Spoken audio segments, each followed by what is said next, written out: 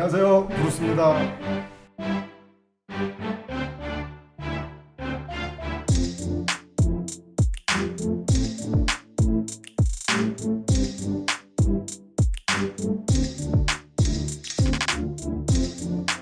자유로운 영혼으로 태어나서 지금은 영혼만 자유로운 강가진입니다.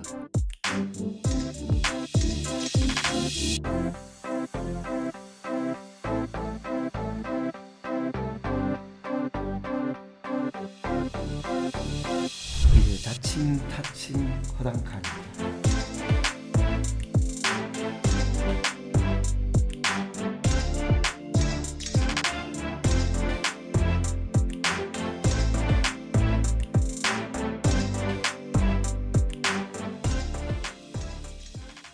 오늘 이제 주제 중에 한 가지가 명품인데 역사책을 뒤져보니까 843년에 흥도강이 공작새 깃털로 만든 뭐 쇼울, 우즈베키스탄에서 만드는 에메랄드를 자기에다 박은 장식품, 뭐 솔솔개라고 해나 이런 것들이 너무 이렇게 판을 치니까 수입을 막 금지하고 국민들한테 아주 국산고방에서 아주 굉장히 화를 낸 기록이 남아 있어요 삼국사에.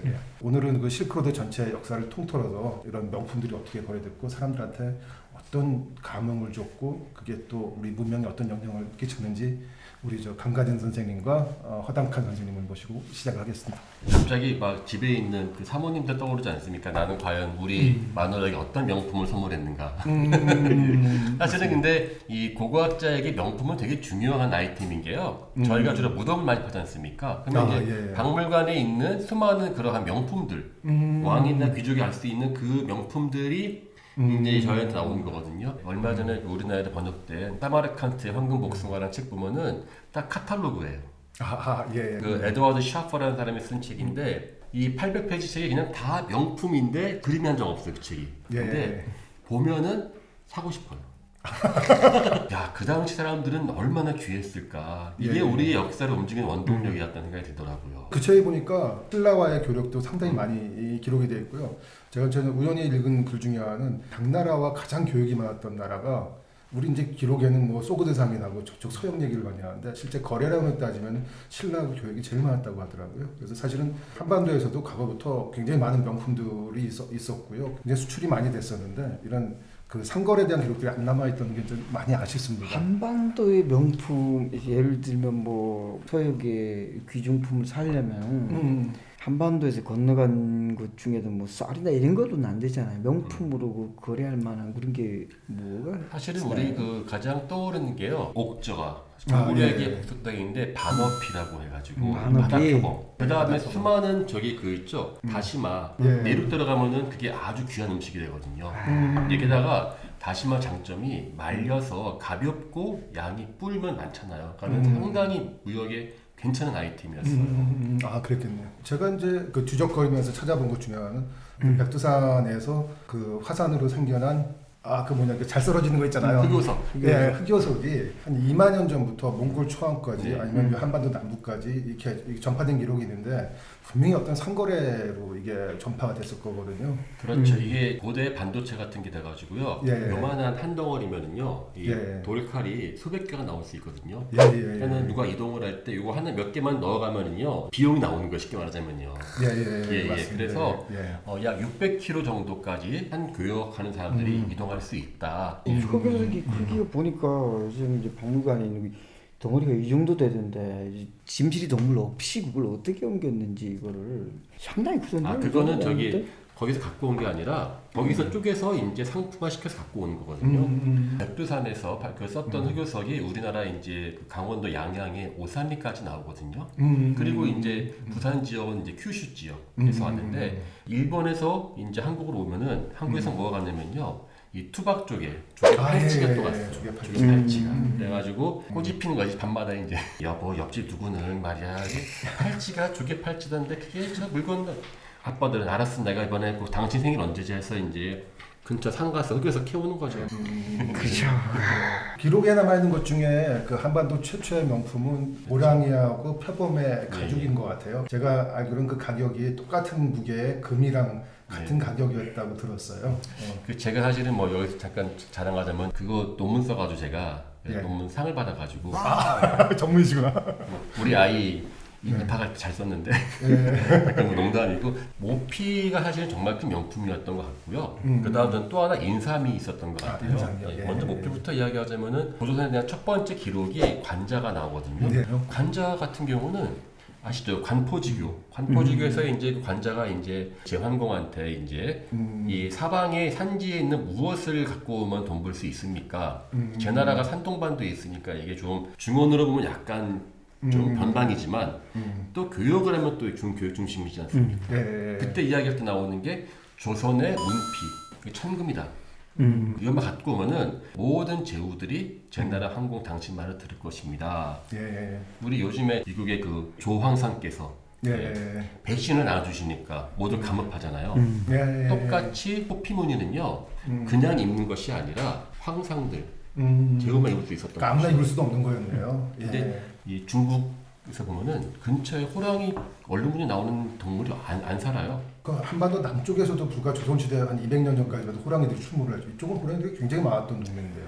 호랑이가 사는 것하고 호랑이를 잡아서 지속적으로 공급할 수 있는 모피 산지는 달라요. 아, 그렇군요. 가공 기술이 또 예, 받쳐져 예. 있군요. 그래서 제가 그래서 조사를 해보니까 그 기원전 7세기 때거든요. 근데 그때 호랑이나 아니면 표범까지 해서 자라는 곳이 러시아 알타이 지역하고 백두산밖에 없어요. 그렇게 많지 않았네요. 근데 문제는 백두산 지역이 고조선의 영역 중심지가 아니에요. 맞습니다. 예, 고조선 보통 이제 우리 서북한에서 요령 지역까지를 포괄하거든요. 백두산은 너무 험해서 거기는 통치한다기 불가능한 거거든요. 맞습니다. 그래서 하나 더 있습니다. 인삼 가공 기술이었어요. 인삼. 그 인삼 자체의 종은 전 세계에 나오는데 중국이 김치 한복 다 자기네 거라 그래도 인삼은 아직 말을 못 꺼내고 있는 게 지금도 미국에도 인삼 잘하지 않습니까? 유럽에도 있고요. 중국에도 있는데 무역것만 그렇게 약효가 좋다고. 예. 그거는 뭐그 삼국기 유명하다는 게 6세기 때부터 등장해요. 그리고 7세기 때 신라도 이제 당나라에다 줬는데 신라는 당나라에 인삼 줬다가 좋은 소리 못 들었습니다. 시원치 않으면 아니요, 상했어요. 중간에 이게 예. 약효만큼 중요한 게 약효를 보존하는 네, 네. 그런 이거 이러다가 나중에 인삼 협찬 들어오는데 보통 북방의 인삼들은 성분이 남방에 비해서 좀 못하다고 이렇게 지금 들었는데 이제 사포닌 성분이 이제 일조량하고 그 서리가 너무 많으면 사실 그 부분에서 제가 저는 고가기 때문에 모르긴 하는데 발에 있지 않습니까? 발에도 보면은요 이렇게 그 인삼 파는 도구가 꽤 나오거든요. 저희가 왜 발에 그러면은 왜 이제 왜 지도 보면은 북쪽 아주 멀리까지 가는 것으로 표시하는데 발해가 넓었다가 중요한 게 아니라 왜 북쪽 갔냐가 또 중요하지 않겠습니까? 땅 넓은 좋아하시는 분들이 왜 러시아 시베리아는 왜 싫어하는지 모르겠어. 땅 넓잖아 거기도. 결국 우리가 말하는 북방이 결국 시베리아 같은 추운 땅인데 발해가 그쪽까지 성을 쌓았다는 것은 단순하게 땅이 좋아서 내지는 뭐 신도시 개발 이런 거가 아니지 않습니까?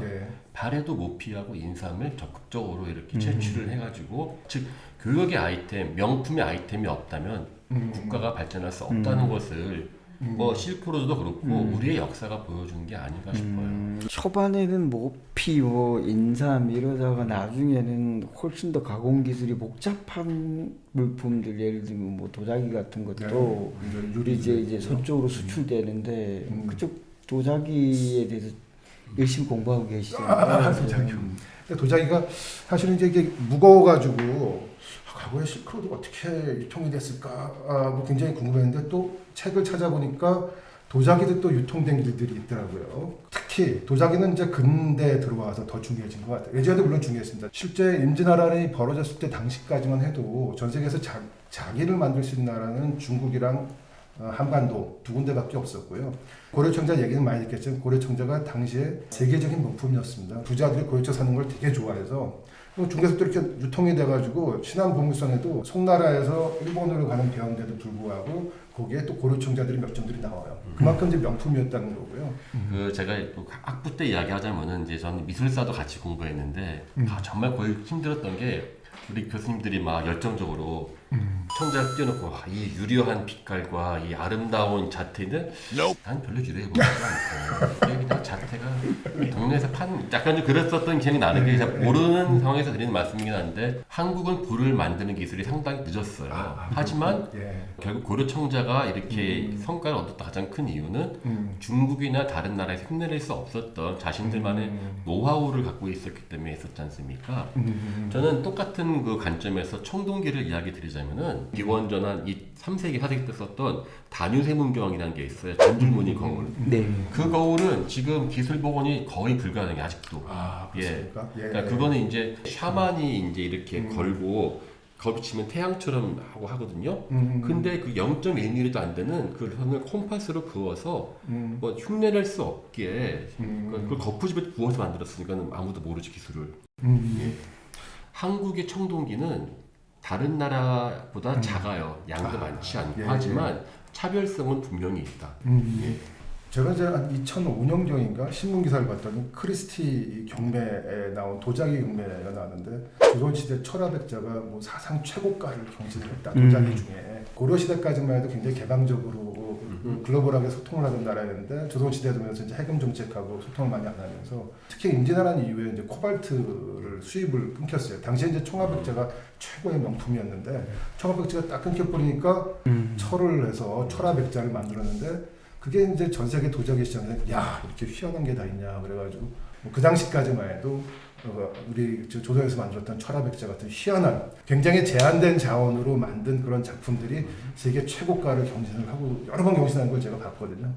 저는 가장 한국이 다른 나라보다 중국이나 일본보다 뭐 우리가 더 뛰어나다, 거대하다, 크다. 사실 그게 안 그렇거든요. 결국 아름다움은 희소성과 차별성이라 생각하거든요. 물론 기본적 기술은 기본이 있겠지만 근데 그 두 개 충족시켰을 때 비록 그 조건은 안 좋지만은 충분히 명품이 될 수 있지 않았나 하는 생각이 들어가지고요. BTS 지금 나오지만은 저는 지금 40년 전에 제가 좋아하던 음악 듣거든요.